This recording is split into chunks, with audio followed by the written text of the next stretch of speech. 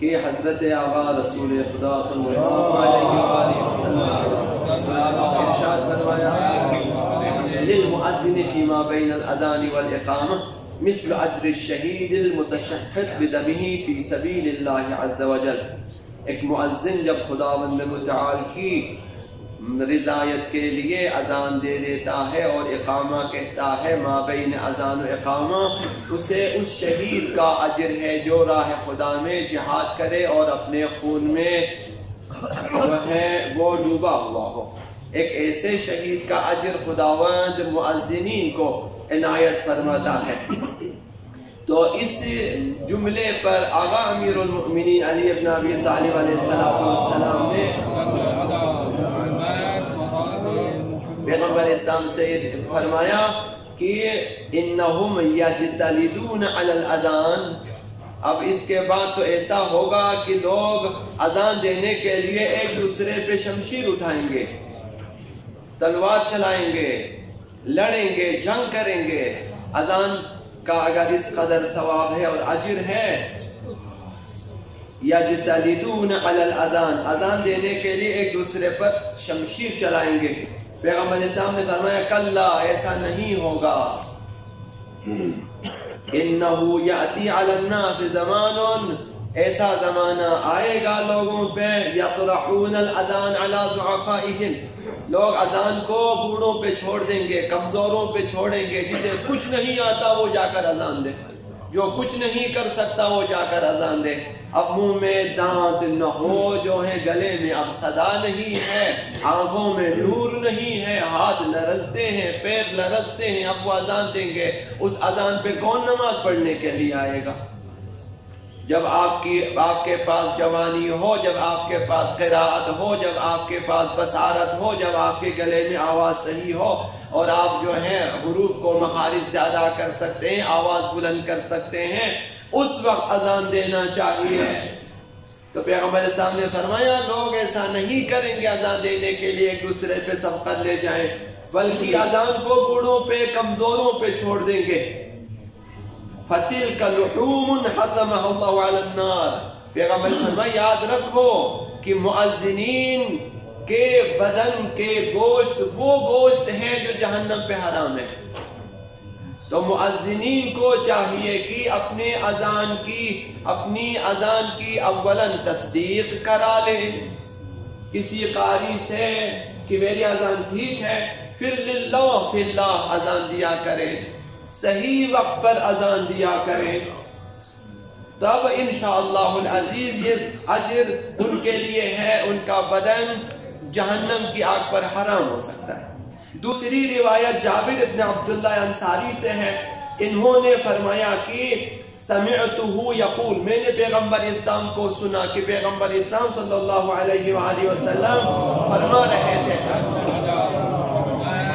3 مرتبہ پیغمبر اسلام نے مؤذنین کے لیے دعا کی ہے. ہماری کمزوری یہ ہے کہ ہم غور نہیں کریں گے، یہ ہماری کمزوری ہے. جب آپ سے کہا جاتا فرشتے دعا کرتے ہیں تو اس میں غور کرنا چاہیے. اور جب کہا جائے پیغمبر اسلام نے دعا کی ہے تو پیغمبر اسلام جو خداوند متعال کا محبوب بھی ہے، صانع اول، مصنوع اول، عقل کل، انسان کامل، اگر دعا کرے آپ کے لیے وہ بھی 3 بار نہ ان کی دعا کریں گے، دعا کر چکے ہیں وہ مؤذنین کے لیے. مؤذنین کو تو پھر اذان کے لیے ٹوٹ پڑنا چاہیے مسجدوں میں کہ بھائی پیغمبر اسلام نے، تاکہ وہ اس دعا میں بھی شامل ہو جاؤں. پیغمبر اسلام نے اللہم اغفر، اللہم اغفر للمؤذنین، خدایا اذان دینے والوں کو بخش دے، ان کے گناہوں کو بخش دے. 3 بار پیغمبر اسلام نے دعا کی ہے. پیغمبر اسلام کی دعا کبھی رد نہیں ہوتی. پیغمبر اسلام ایسی دعا نہیں فرماتے جو رد ہو جائے، قبول ہی قبول ہے. فرمایا کہ اللہم اغفر للمؤذنین، خدایا اذان دینے والوں کو بخش دے.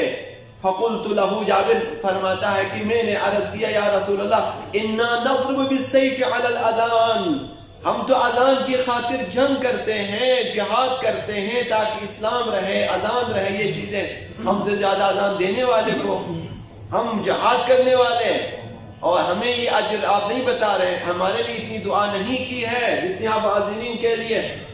وما دعوت لنا كما تدعو للمؤذنین، جیسی دعا آپ نے مؤذنین کے لیے کی ہمارے لیے کیوں نہیں کی؟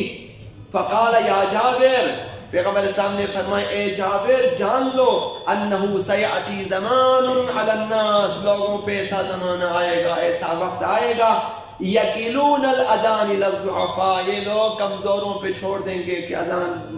آج کل تو نماز بھی بوڑھوں پہ، آپ مسجدوں میں جا کے دیکھیں، جمعہ جماعت میں جا کے دیکھیں، اکثر بوڑھے ہیں جو نماز پڑھ رہے ہیں. جوان لوگوں کی شرکت کم ہو چکی ہے. ٹھیک اذان کے ٹائم اور نماز کے ٹائم ان کا ٹیوشن شروع ہو جاتا ہے، ان کے گیم شروع ہو جاتا ہے، ان کے میچ شروع ہو جاتے ہیں، ان کی ساری چیزیں ایسی جان بوجھ کر انہی ٹائموں پہ کلاسز رکھے ہوتے ہیں تاکہ جوان لوگ جو ہے جماعت پہ نہ جا سکے، یا ان کے جو ہے کھیلیں ختم نہیں ہوتی اذان تک ان کا میچ کا فیصلہ نہیں ہوتا جب تک مسجد میں آ جائیں، اس وقت تک نماز ختم ہو چکی ہوتی ہے. تو آج کل تو سب کچھ مجالس و محافل کو بھی بوڑھوں پہ چھوڑ دیا ہے. پیغمبر سامنے فرمایا ایسا زمانہ آئے گا لوگ اذان دینے کو بوڑھوں پہ، کمزوروں پہ، بیماروں پہ چھوڑ دیں گے. پھر یہی فرمایا پیغمبر سامنے اور یاد رکھو وَأَنَّ لُحُومًا مُحَرَّمَةٌ عَلَى النَّارِ، وہ گوشت جو جہنم کے لیے حرام ہے کہ وہ جلائے، وہ گوشت وہی لحوم المؤذنین، وہ اذان دینے والوں کا جسم ہے، ان کا گوشت جہنم کے لیے حرام ہے.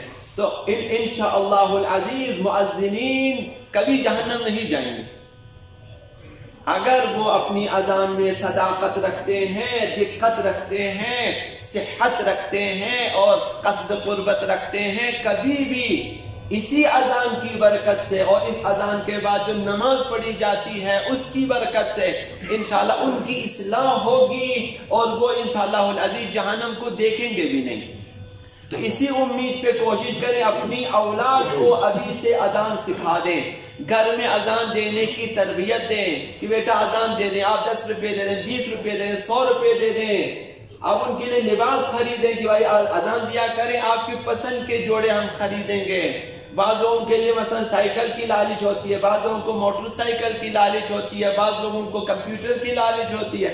جو بھی ان کی پسند ہے کچھ نہ کچھ خریدیں اور ان سے کہیں کہ اذان دیا کریں تاکہ معاشرے میں اذان ایک فرہنگ اسلامی ہے، نہ صرف ایک معمولی عبادت، ایک فرہنگ اسلامی ہے، تہذیب اسلام ہے، یہ اسے زندہ ہونا چاہیے.